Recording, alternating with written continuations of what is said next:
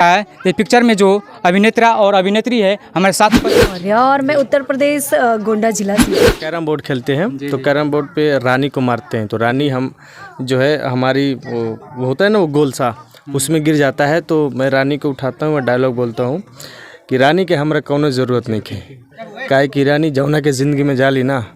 अगर ज़िंदगी के बददुआ कर देवेली खराब कर देवेली बर्बाद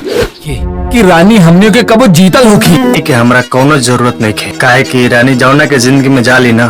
ओकर ज़िंदगी बर्बाद कर देवेली। तो जो डायलॉग्स है राज हम तोहरा से बहुत प्यार करतानी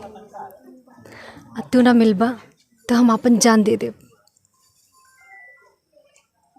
मोहब्बत तू कैले बारू